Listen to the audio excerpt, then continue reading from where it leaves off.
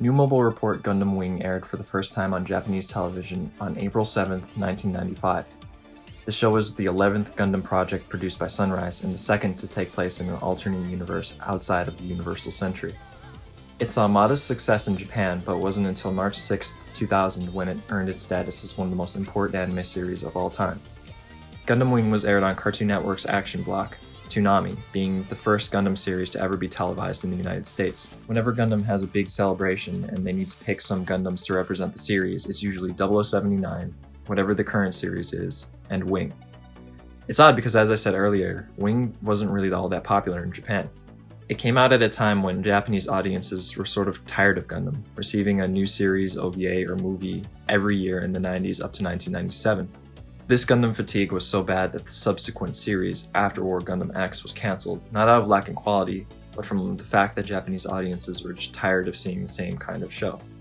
These series weren't completely ignored, but at a time when so many newer and more interesting mecha anime were being released, why bother with a show that's been on since the 70s? Gundam Wing's legacy is a lot like that of Speed Racer, the anime everybody's dad watched before anyone knew what anime was. It's a cultural icon here in the United States, and yet has zero cultural significance in its home country of Japan. It was simply the first of its kind that us Americans got. And that being said, I didn't grow up with Gundam Wing. I was born approximately 10 years too late to experience it when it was on TV. The first series I watched was Zeta Gundam, and starting off with arguably the best Gundam series sets a pretty high standard. I've since watched Gundam Wing 2 times, and I have some feelings about it. The years after Colony 195, a timeline not too far off in concept from Universal Century, human beings have left Earth to live in space colonies. The Earth Sphere Alliance has been corrupted by the Rockefeller Foundation. The key to military dominance is mobile suits, which were designed by 5 colonial scientists. Angered by their invention being used for evil, they secretly designed 5 new mobile suits called Gundams, and send them down to cause havoc upon the Earth. Already we can see how, although it feels similar to Universal Century, it's different enough to be its own thing. The first episode of Gundam Wing is one of the best first episodes I've ever seen. It sets up everything so well. Each Gundam lands in a different part of the Earth, and off the bat we can tell that these things are forces to be reckoned with. As much as I love the archetype of a Gundam pilot being a virtuous, brave young boy, it's kind of refreshing to see a Gundam pilot that's just straight up a terrorist.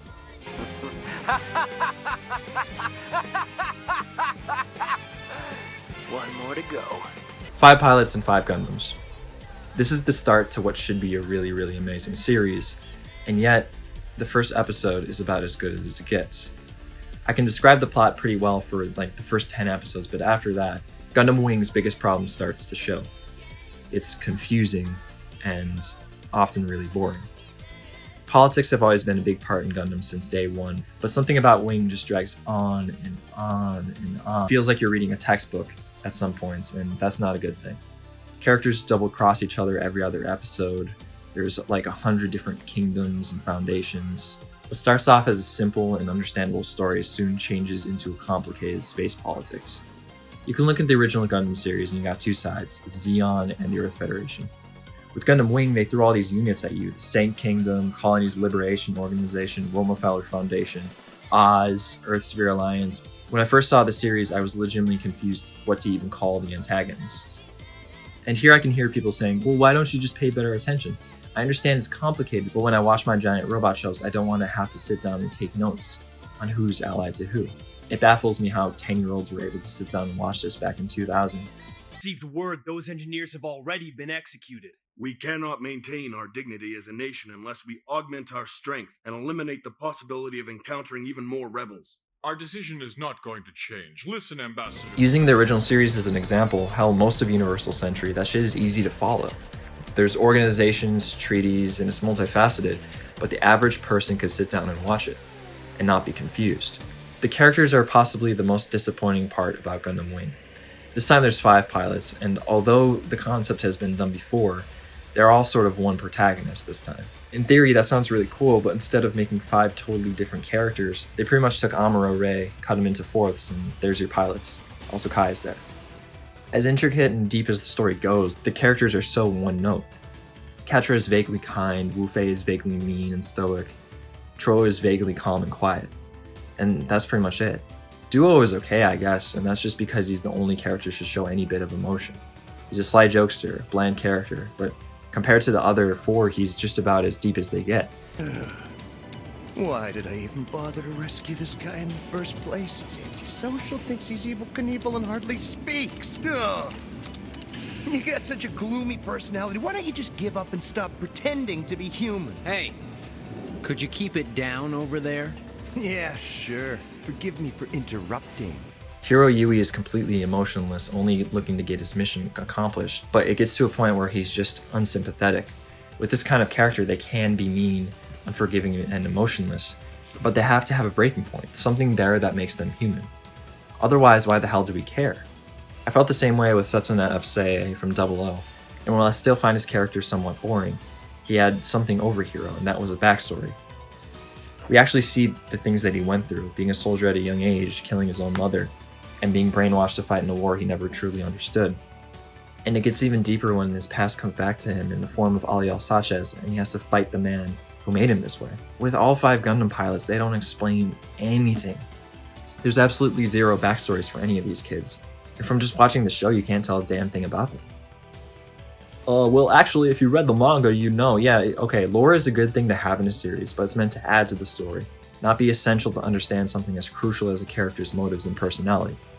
And you know what, yes, I really do appreciate the manga. It fixes a lot of the problems I have with Wing. But I shouldn't have to read a book that's written 15 years later that tells the story exactly the same but better. A big example of this is Wu Fei. When he wins against Nguyen at the Victoria base and he sees that she's a lady, he says, "Are you listening, woman? You're a weak soldier. I don't kill bleeding hearts or women." He does the same thing in the manga, but it's explained that the girl he loved was also a mobile suit pilot who got killed in war. His sexism is rooted in the fact that the girl he loved was taken from him, and he doesn't want to see any more women die as casualties. That's an understandable character, and it makes his relationship with Sally Poe a lot more meaningful. But without any of that information, he's just like, haha, girls are gay, you lose. None of these characters feel like they're emotionally attached to each other.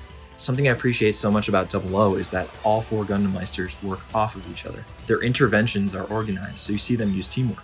Their pasts are intertwined, and you see them interact with each other. Whether it be through camaraderie or dysfunction, they feel like a team. With the pilots from Wing, you almost never feel that way. They feel less like a team and more like they got put together in a school project without knowing each other. Like, tell me what Wu Fei Chang thinks of Quattro Baba Winner.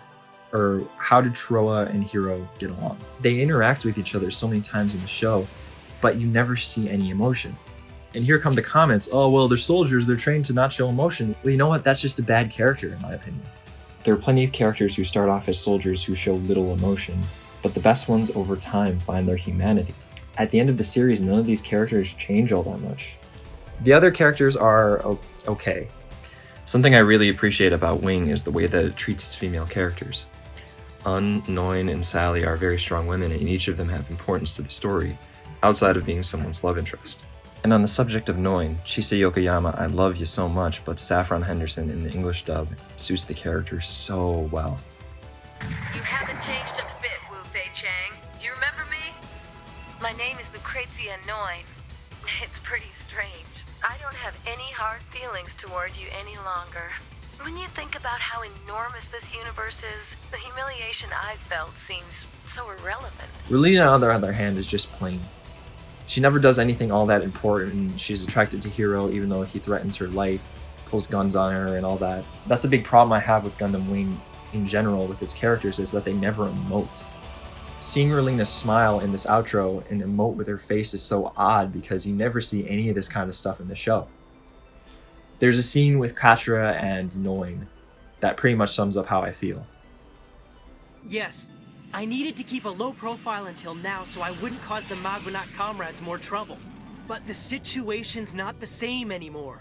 Romefeller has destroyed most of the Trey's faction, so now power has drastically shifted in Romefeller's favor. The Sank Kingdom is like a candle flickering in the wind. Yes, that's why I have to get Sandrock back and help protect this nation from the evil. Nobody ever talks about how they feel as people, or even talks about another person like they're a human being. It's like everybody sees each other as a unit, which I guess makes sense because they're all named after numbers, but nobody talks to each other like they're normal humans. Everyone knows exactly where they want to go, what they want to do. Simple as that. I think the most endearing thing a Gundam character can be is something more than a pilot. Having emotions, wants, and needs outside of winning and killing the adversary. How some of the most intriguing mecha pilots are the ones who don't want to, or who are reluctant to be a pilot. You can't tell me what any of these kids want outside of peace, victory, or justice. The antagonist, Trace Kustranada, is okay, but all these characters suffer from being better concepts than actual characters we can see as humans. The only character I truly like is Zex Marquise. The first thing anyone would compare him to is Char Aznavour, and again, they're very similar and yet very different. While Char already knows he's set on killing the Zabi family and redeeming his father's legacy, Zex is kind of in the middle of questioning his allegiance. The legacy that his father has created has fallen and has been trampled on, and it takes him a while to truly see that.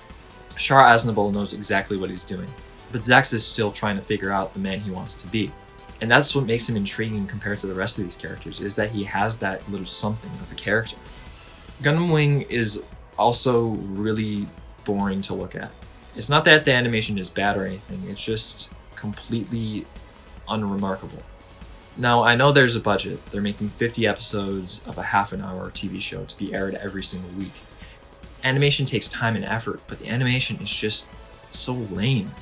It all looks very flat. There's seldom any shading on the characters. The colors are so muted, and well, in the beginning the environments are lush and interesting to look at, but later in the series their environments are often in outer space where the color is mostly black or in some dark gray facility. There's this thing in character design where everyone should have a distinct color scheme. You look at Neon Genesis Evangelion's characters, and every single one of them has a color scheme that stands out once they stand next to each other. You look at Gundam Wing and the most prominent color is gray. G Gundam, a series that came out before this, had the same problem with somewhat flat and unremarkable animation. But look at its colors. It's way more interesting to look at. And it doesn't have to be something as bombastic as G to look interesting. Zeta Gundam has a very similar and serious tone, and yet its colors are so much more vibrant. And it came out 10 years earlier. No, I couldn't really put my finger on why some of the outer space scenes in Wing are so boring compared to others, and I realized it. Outer space has no color. And of course, yeah, outer space is just nothing but blackness, but in other Gundam series like Zeta or even 0079, they add a little bit of color to it. We aren't just looking at the same black background. You see purples and greens and maybe even some like nebulas in the background or whatever. It looks cool. But in Wing, it's just blackness. And sometimes this works to Wing's advantage. Outer space looks so vast and so deep, but also just so boring. Also, the characters are just fucking invincible. There's a suspension to disbelief where we can see kids face all this treachery and somehow survive. But there gets to a point where they dodge gunshots from like 3 yards away by running at a brisk pace. They're able to incapacitate these military soldiers without any effort whatsoever. And while sure, okay, it can pass the first few times, it gets to a point where Oz just seems stupid and incompetent. Like what, you can't capture 5 15-year-olds? I'm gonna go there. To the Sank Kingdom.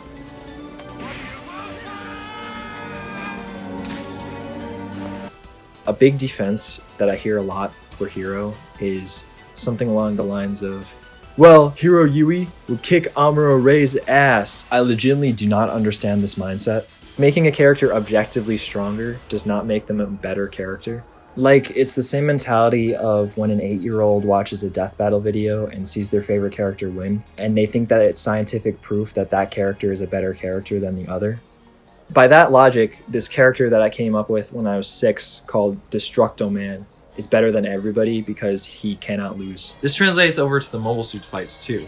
There's absolutely zero stakes. Like when you see a Leo team face up against a Gundam, they serve about as much threat as a do not enter sign.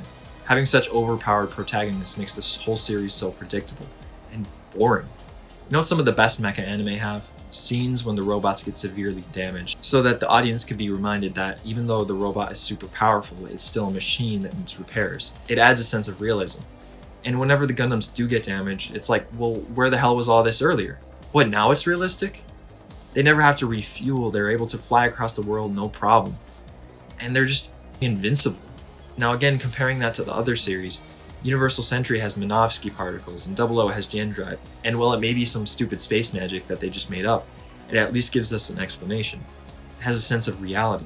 Why should I remotely care what happens in a fight between a Gundam and a Leo if I know exactly what the outcome is going to be? Spoiler alert, like, nobody dies in Gundam Wing. Well, one character dies, Treize dies, but that's one antagonist out of every single other character. Killing off characters doesn't necessarily make your series automatically good, but it adds a sense of realism. It's war, people die, and for everyone to come out just unscathed feels unrealistic again. At this point, it might sound like I hate Gundam Wing, and well, there's lots of problems with it. There's a reason why people still like it. I think it's safe to say that everyone loves the opening. The animation is so fluid, so bright. Just Communication and Rhythm of Motion by 2mix are some of the greatest anime anthems ever written.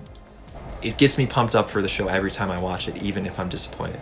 Hell, all the music in Gundam Wing is phenomenal. The soundtrack has a mixture of electronic, orchestral, and metal.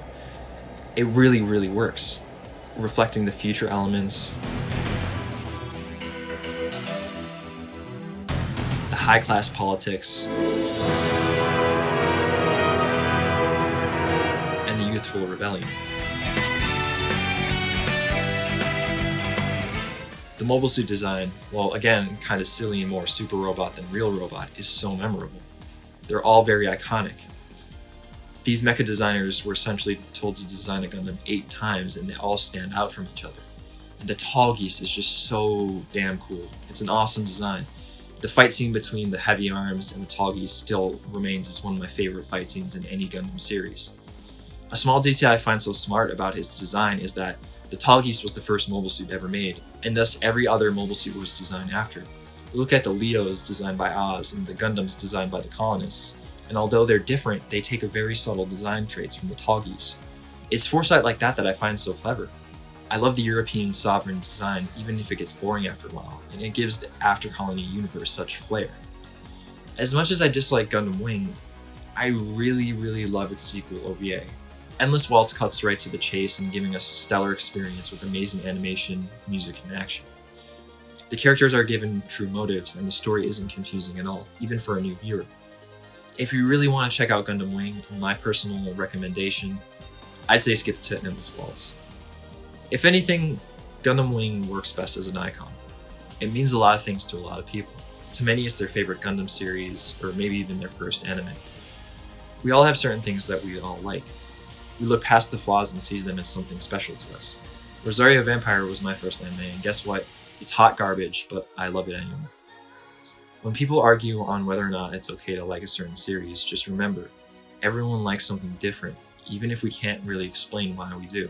I know I just tore Gundam Wing to shreds earlier, but really, I guess I just don't understand it. Why is my favorite show about giant robots fighting each other in space any better than somebody else's? There's a reason why Gundam Wing has such a presence in the Gundam universe. Wing's popularity doesn't come from the show itself, but rather what it represents. The anime boom of the early 2000s, introducing so many to a new medium, making us all fans of rebellious youth, epic fights, and giant robots.